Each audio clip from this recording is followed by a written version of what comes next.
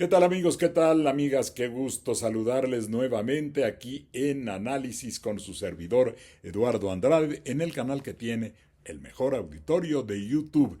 Esta vez para compartirles una verdadera indignación por la actitud de la Organización de las Naciones Unidas respecto de nuestro país. Yo diría que la ONU, y lo voy a decir con toda claridad, la ONU no tiene vergüenza. ¿Cómo es posible que dé un trato de esa naturaleza a México, distorsionando los términos de una convención internacional, pretendiendo darnos órdenes de medidas cautelares en razón del problema de los desaparecidos en nuestro país?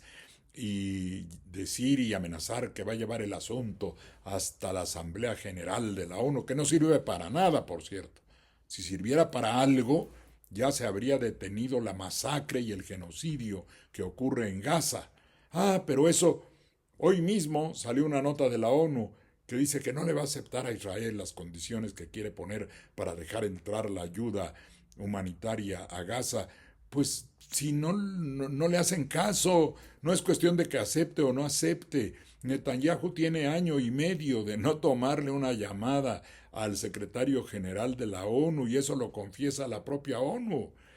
Entonces, ¿con qué autoridad moral va a pretender juzgar a otros países como el nuestro y venir a decirnos lo que tenemos que hacer y además distorsionar la razón por la que supuestamente se quiere meter y hacer un acto de injerencia indebida en nuestro país, que ya le rechazó el gobierno de manera muy diplomática, y entiendo que esa es la posición del gobierno, que manda una nota diplomática a la ONU, pero en algún momento también habría que tomar alguna medida quizá más severa frente a un organismo que no sirve para nada, que tiene una burocracia gigantesca, que se dedica solamente a desarrollar un conjunto de ideas laterales que no tienen nada que ver con la paz en el mundo y que lo dejan como un irrisorio adorno mundial frente a la masacre y frente a la ignominia que ocurre en Gaza y a las acciones de Israel. ¿Y por qué digo que hay un desvío, además indebido, de lo que señala contra México supuestamente este comité? Fíjense ustedes, voy a leer lo que es desaparición forzada, de acuerdo a la Convención en materia de desaparición forzada que firmaron muchísimos países en el mundo. El artículo 2 dice: a los efectos de la presente convención, que es la que se supone que le están aplicando a México, el artículo 34, repito, artículo 2, a los efectos de la presente convención, se entenderá por desaparición forzada el arresto, la detención, el secuestro o cualquier otra forma de privación de la libertad que sean obra de agentes del Estado o por personas o grupos de personas que actúan con la autorización, el apoyo o la aquiescencia del Estado. Eso no ocurre en México y ya lo rechazó la Secretaría de Gobernación, porque la desaparición forzada se entiende como una acción de una política específica del Estado para desaparecer opositores, no un desarrollo de una actividad criminal que sí existe y sí tenemos un problema. Y por supuesto que hay una cantidad de desaparecidos que preocupa.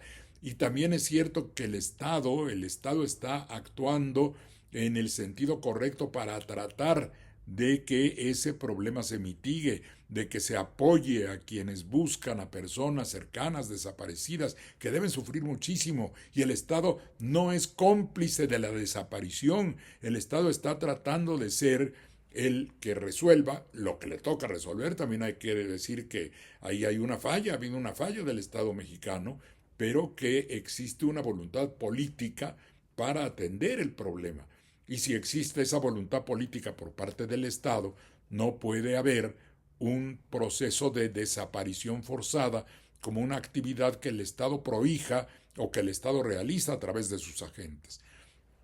Que un agente del Estado se desvíe, que se vuelva cómplice o partícipe de un grupo criminal, no convierte su acción en la realización de una desaparición forzada.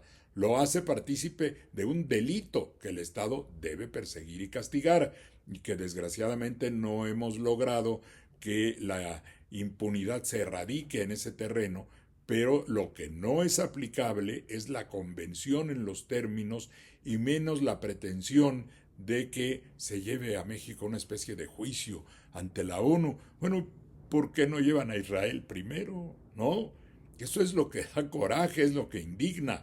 Nosotros tenemos un problema, sí, es un problema que debemos resolver nosotros, que la ONU no tiene por qué venir a decirnos absolutamente nada, y menos decir y publicar que ha dictado medidas cautelares. Esas medidas cautelares no son más que recomendaciones, de acuerdo al artículo 34 de la propia convención.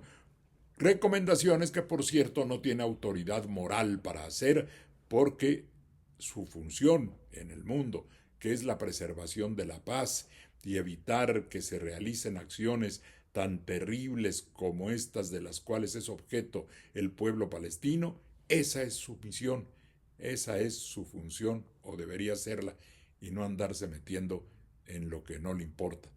Es todo por hoy, muchas gracias por su atención.